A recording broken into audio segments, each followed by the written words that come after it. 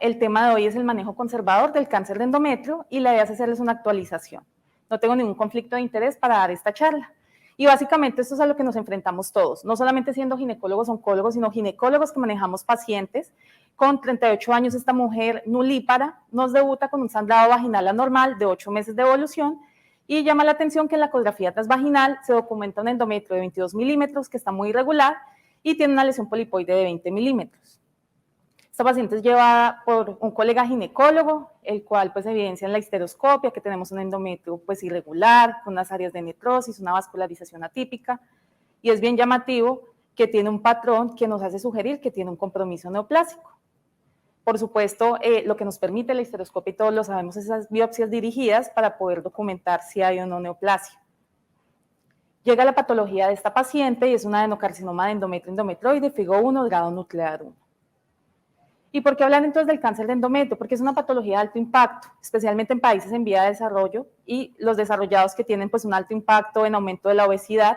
Aquí vemos las tasas de incidencia y de mortalidad ajustadas por edad, según datos Globocan 2020, 8.7 y 1.8 por 100.000 mujeres, y aunque no es el cáncer ginecológico más frecuente en nuestro país, por ejemplo, está por encima mama, cervix y después cuerpo uterino, es la segunda neoplasia ginecológica a nivel mundial. En Colombia no podemos demeritar, como les digo, el impacto de esta enfermedad. Tenemos 2.600 nuevos casos al año, con 576 muertes debidas al cáncer de endometrio.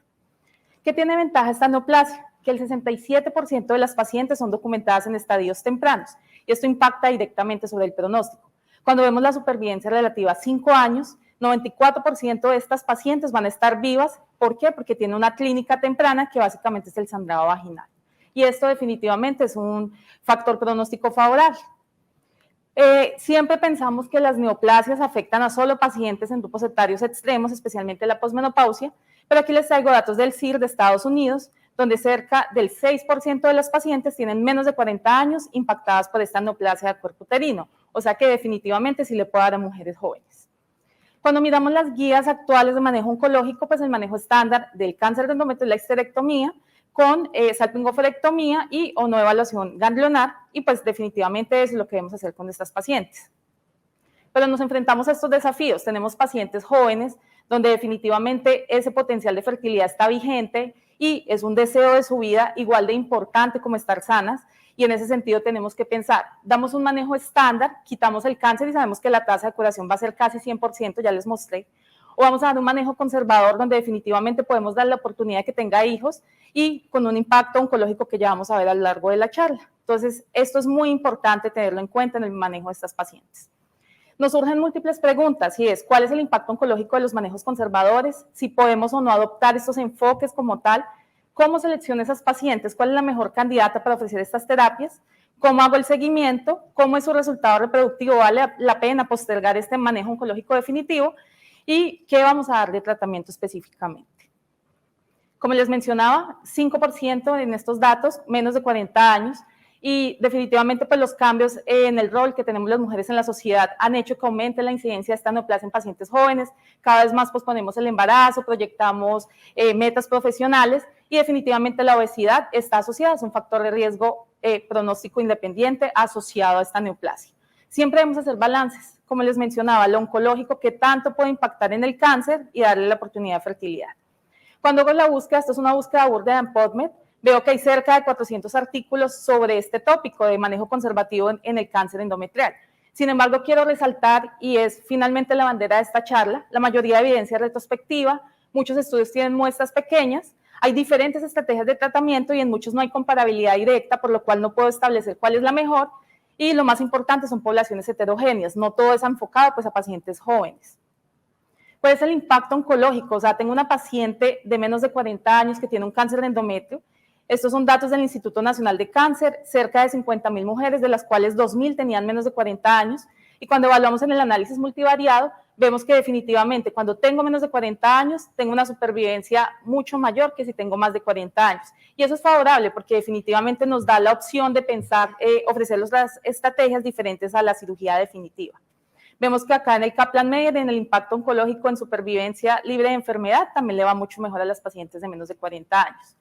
Pero no olvidemos, y esto es importante, quisiéramos la paciente perfecta, con el tumor de bajo grado, en una etapa temprana. Sin embargo, en estos datos, el 20% de estas pacientes menores de 40 años tenían estadio 2 o mayor, y cerca del 20% tenían histologías adversas, no candidatas a manejos conservadores. Entonces, en ese sentido, tenemos que escoger muy bien nuestras pacientes.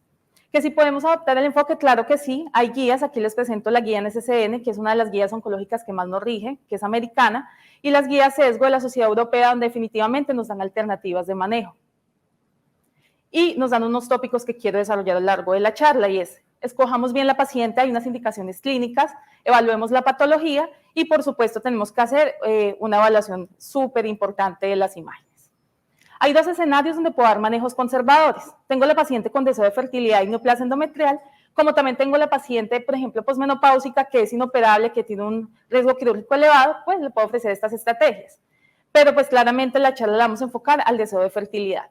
¿Qué debo ver en estas pacientes? Que no tengan contraindicación a la terapia, y por supuesto una paciente que no tenga contraindicación al embarazo por sus múltiples morbilidades, o una paciente que definitivamente tenga una infertilidad y que no tenga otras estrategias.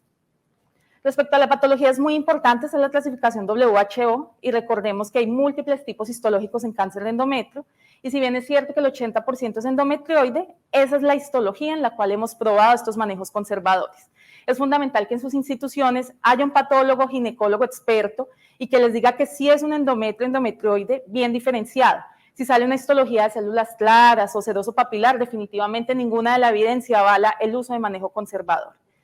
Cuando miramos qué dicen las sociedades, también es interesante ver a cuáles le podemos ofrecer este manejo. Vemos como las guías europeas, americanas, hablan a los endometrioides grado 1 que estén confinados solamente al endometrio. Pero, por ejemplo, la Sociedad Británica de Cáncer habla que potencialmente un estadio 1A que tenga algo de invasión superficial miometrial podría ser candidato. O sea, ni siquiera las sociedades científicas se ponen totalmente de acuerdo a qué pacientes por criterios histopatológicos. La segunda pregunta muy frecuente, y es la biopsia con qué. Sabemos que no en todos los escenarios tenemos la posibilidad de la histeroscopia, nos da una adecuada visualización de la cavidad, se prefiere cuando hay lesiones endocavitarias, y lo que nos ofrece de ventajas es esa biopsia dirigida para nuestras pacientes. Sin embargo, dado esta validez externa que tienen todos los estudios, mencionan que la dilatación y curetaje es el método preferido. Si tiene la histeroscopia, haga la histeroscopia.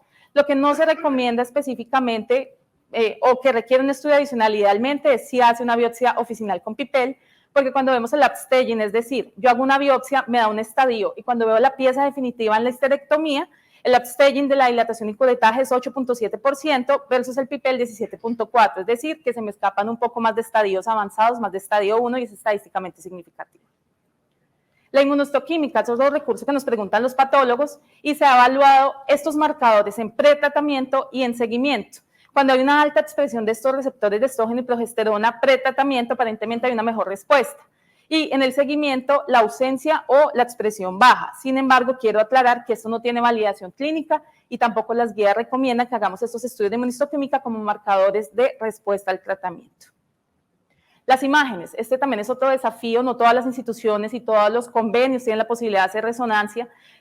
Cuando vemos los rendimientos de estas pruebas diagnósticas, la ecografía transvaginal tiene una sensibilidad cercana del 78 al 85%, y vemos que la de la resonancia 81-90 para detectar esa invasión miometrial. Uno diría que es cercana. Sin embargo, no olvidemos que la resonancia tiene otras bondades, y es que nos va a permitir no solamente evaluar esta invasión, sino ver si hay enfermedad extrauterina. Uno de los criterios muy claros para ofrecer manejo conservador es que la paciente no puede tener enfermedad fuera del útero, adenopatías o compromiso pélvico, porque dado esto, pues no podemos ofrecer el tratamiento y va a tener un impacto oncológico deleterio. ¿Cómo tratamos a estos pacientes? Entonces, cuando ustedes ven la literatura, hay múltiples estrategias. Tenemos las progestinas, el dispositivo intrauterino liberador de levonorgestrel, que ampliamente lo usamos incluso en hiperplasia típica, el uso de progestinas más el dispositivo, con análogos de GNRH, la resección histeroscópica o la resección histeroscópica que va posteriormente con un dispositivo.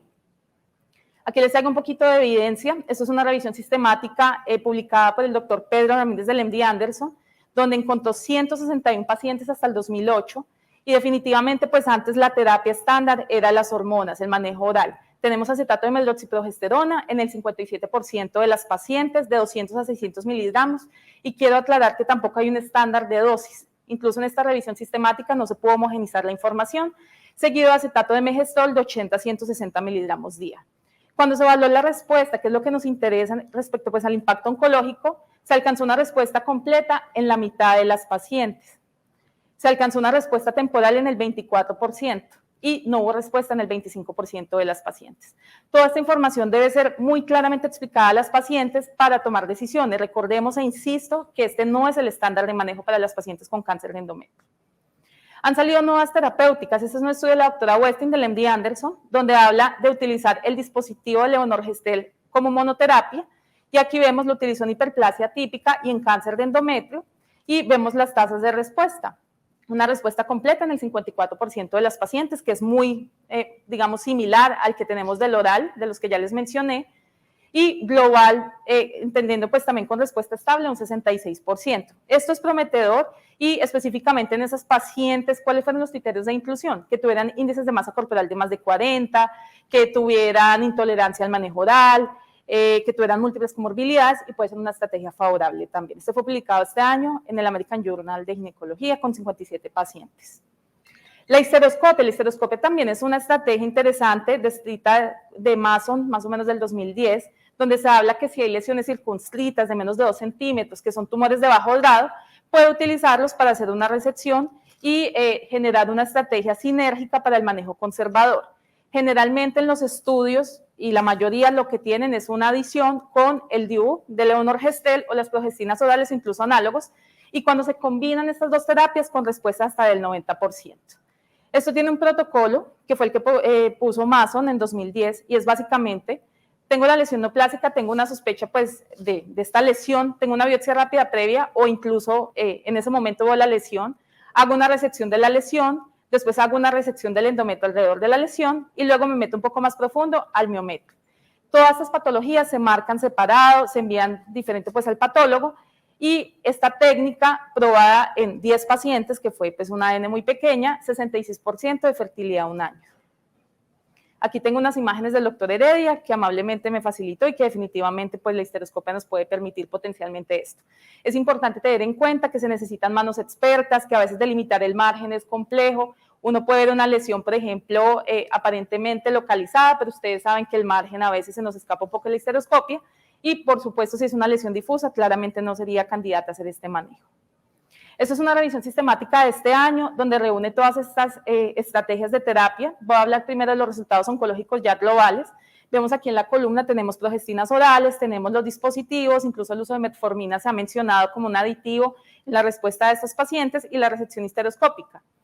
Cuando ustedes ven los datos, y quiero insistir en este aspecto, son muy heterogéneos, vemos unos rangos amplios de respuesta. Esto habla de la respuesta completa, sin embargo, en esta revisión sistemática, el que mejor presentó respuesta fue la resección histeroscópica con progestina oral o con el dispositivo, hasta un 97% de respuesta completa, que me pareció interesante comparado a la evidencia previa, pero tiene una tasa de recurrencia en promedio del 11%. Y cuando miramos los resultados de fertilidad, que también nos interesa, bueno, pues estoy manejando el cáncer, pero esta paciente se va a embarazar, la tasa de embarazo fue de 18% para los dispositivos y 52% para este manejo dual. Entonces vemos que nunca es 100% y esto es fundamental explicarle a las pacientes. ¿Qué dicen las guías? Aquí les voy a mostrar entonces el paso a paso documentado en la evidencia, qué debemos hacer para escoger las pacientes. ¿Cuáles son candidatos? Pacientes con carcinoma endometrioide, endometrio, grado 1, bien diferenciado, confirmado por nuestro patólogo ginecólogo experto. Enfermedad confinada al endometrio, en la resonancia, aquí no se habla de ecografía transvaginal, ¿sí? Porque se dice que puede ser aceptable, pero a lo largo del texto lo que menciona es lo que les digo, que debemos ver si hay enfermedad extrauterina. Que no haya enfermedad metastásica en las imágenes, que no tenga contraindicaciones para la terapia, y recordarle a la paciente siempre que este no es el estándar. Y ustedes lo ven aquí resaltado en mayúscula porque definitivamente esto es una alternativa mientras la paciente concibe embarazo y posteriormente que hacerle el manejo definitivo. Es fundamental tener equipos y eso lo vamos a ver también acá. Tenemos que hablar con los expertos de fertilidad. Si tenemos una paciente cuyo potencial reproductivo de base es bajo, y yo estoy arriesgando a ofrecerle este tratamiento sin esa asesoría y sin ese manejo, pues definitivamente puedo tener una paciente que ni va a alcanzar embarazo y puede tener una tasa de recurrencia hasta del 25%. Aquí están las terapias que nos sugiere la guía, tenemos acetato de megestrol, tenemos medroxiprogesterona, el dispositivo con levonorgestrel y es fundamental una consejería en estilos de vida, específicamente en reducción de peso. ¿Cómo vamos a hacer el seguimiento? Que es lo más importante. Vamos a hacer una biopsia endometrial cada 3 a 6 meses y vamos a evaluar si la paciente tiene respuesta completa o si tiene pues todavía cáncer de endometrio en esta biopsia. Si la paciente tiene respuesta completa a los 6 meses, vamos a esforzarla a que tenga embarazo, y si la paciente definitivamente dice por el momento debo posponerlo, le seguimos la terapia de mantenimiento. Ya les voy a hablar un poco del umbral de tiempo, se aconseja máximo 6 meses más. Y después de esto, si la paciente, incluso con respuesta completa, ya alcanzó embarazo, se le sugiere que se haga histerectomía con salpingoforectomía bilateral. Si la paciente a los 6 meses no tiene respuesta completa, de hecho tiene persistencia o progresión, pues digamos que la guía sugiere, y ahí están en los numerales, que hable ampliamente con ella, pero lo ideal sería hacer el manejo estándar, que es la cirugía. Lo mismo la guía europea, tiene unas salvedades adicionales, ellos mencionan que el seguimiento se puede hacer con ecografía y examen físico, y que si la paciente está asintomática, pues le haga la biopsia, pero realmente eso es una evidencia 4B, que ustedes saben que ese nivel es bajo, y lo que hacemos habitualmente es la documentación endometrial. Los demás parámetros son todos muy parecidos a la guía americana que les mencioné. Manejo hormonal hasta cuándo. Este es un estudio publicado este año en Gynecologic Oncology que evaluó el impacto oncológico de alargar esa terapia de fertilidad menos de 6 meses o más de 6 meses. Aquí vemos en esta tabla, cuando hacemos el análisis bivariado, que definitivamente pues las pacientes que tienen más de 6 meses, yo las escojo, ¿por qué? Porque necesito una respuesta completa a más largo plazo. Y cuando vemos el impacto oncológico en supervivencia libre de recaída, vemos que no fue estadísticamente significativo y que si yo doy una terapia de mantenimiento para fertilidad menos de 6 meses, no tiene peor impacto que si la doy más de 6 meses. Ellos hicieron una modelación para evaluar en qué punto se volvía estadísticamente significativo el aumento de riesgo de recurrencia. Y el punto de corte para este estudio, aclarando que tuvo una N de 122 pacientes, que es pequeña, fue 15 meses. Es decir, que potencialmente yo puedo extender estas terapias y lograr respuestas completas favorables del 72% a un año, y que ya, si espero más de 15 meses, potencialmente pues va a aumentar ese riesgo de progresión de la enfermedad. Tenemos manejos estándares, eso es lo que pensaríamos. Cuando yo hago un breve paneo aquí a mis colegas ginecólogos oncólogos, estoy segura que la mitad vamos a decir que manejamos Megestrol, la mitad va a utilizar el dispositivo de Levonorgestrel, y esto se evidencia en los surveys que uno ve publicados. Este es un survey de la Sociedad Europea de Ginecología Oncológica, 116 especialistas, y pues me pareció bastante interesante contarles que ni las herramientas diagnósticas, ni el proceder pues con la patología, ni cuál era la terapia, definitivamente no hay un manejo estándar, ni siquiera en Europa, donde tienen también unas guías tan selectas y tan estrictas en este manejo. Siempre es importante involucrar al paciente. Entonces, no solamente decirle, mira, la tasa de recurrencia es 25, la posibilidad de embarazo es 50, sino todo debe quedar constantemente documentado, hablado y mencionado. Este es un survey publicado de la Sociedad Francesa, donde definitivamente, por ejemplo, veíamos que los médicos nunca escriben en el consentimiento informado las potenciales complicaciones, pues el 44%, que es bastante alto. Sin embargo, sí mencionan que siempre le preguntan a la paciente cuál es su deseo de fertilidad, las expectativas, y esto es fundamental porque pues no debemos generarle otros argumentos diferentes a lo que dice la evidencia, que no es el estándar y que estas son las tasas que le podemos prometer de acuerdo a la literatura. Esta no es la última palabra, y yo creo que esta diapositiva es muy importante porque hay cerca de 11 estudios actualmente en clinical trial inscritos donde están adicionando metformina, donde tenemos tacrolimus, donde algunos hablan de la resección histeroscópica con el DIU, pero todo en estudios prospectivos. La mayoría de evidencia que les mencioné era retrospectiva, es decir, que al día de hoy, pues esto es la evidencia que hay, pero posiblemente en 1 o 2 años que volvamos a vernos en el Congreso, podamos establecer que hay unas estrategias adicionales. Unas respuestas entonces para este caso. ¿Cuál es el impacto oncológico? Si yo tengo un cáncer de endometrio por debajo de los 40 años, va a ser mucho más favorable, pero recordemos que el 20% tiene estadio 2 o mayor de histologías adversas. ¿Es posible adoptar un enfoque conservador? Definitivamente sí, ya les mostré que existe.